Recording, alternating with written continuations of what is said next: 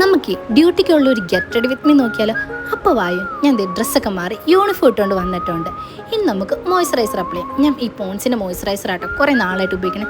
എനിക്കിഷ്ടമുള്ളൊരു സാധനം. ഇത് അപ്ലൈ ചെയ്ത് വന്ന സമയത്ത് എൻ്റെ മുടിയിലേക്ക് ഇച്ചിരായിട്ടുണ്ടായിരുന്നു. പിന്നെ അവിടെ നിന്ന് തോണ്ടിയെടുത്ത് ഞാൻ മൂത്ത് തേച്ചിട്ടുണ്ട്. ഇതൊന്നും വേസ്റ്റ് ചെയ്യരുതല്ലോ. വേസ്റ്റ് ചെയ്താൽ വലിയ വില കൊടുക്കേണ്ടി വരും. പിന്നെ സൺസ്ക്രീൻ ഞാൻ ഉപയോഗിക്കാൻ തുടങ്ങിയിട്ട് ഒരു 2 മാസമായിട്ട് ആയുള്ളൂ. ഉപയോഗിക്കാൻ തുടങ്ങിയപ്പോൾ തൊട്ട് എനിക്ക് ഭയങ്കര ഇഷ്ടമുള്ള സാധനമാണ് ഈ സൺസ്ക്രീനൊക്കെ. അങ്ങനെ സൺസ്ക്രീൻ ഞാൻ എല്ലായിടത്തും അപ്ലൈ ചെയ്ത് കഴിഞ്ഞ് ഒരു ഐബ്രോ പെൻസിൽ എടുത്ത് ഐബ്രോസ് ഫില്ല് ചെയ്ത് കൊടുത്തിട്ടോ.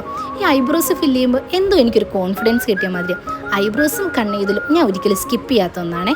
അങ്ങനെ ഒരു കണ്ണാടിയൊക്കെ എടുത്ത് ഐബ്രോസും ഫില്ല് ചെയ്ത് നേരെ ഒരു ഐലൈനർ എടുത്ത് കണ്ണെഴുതി കൊടുത്തിട്ടോ. കണ്ണും ഞാൻ കണ്ണാടി നോക്കി എഴുതുന്നത്, കാരണം ഫോണിൽ നോക്കി എഴുതി എന്തായാലും ശരിയാവില്ല.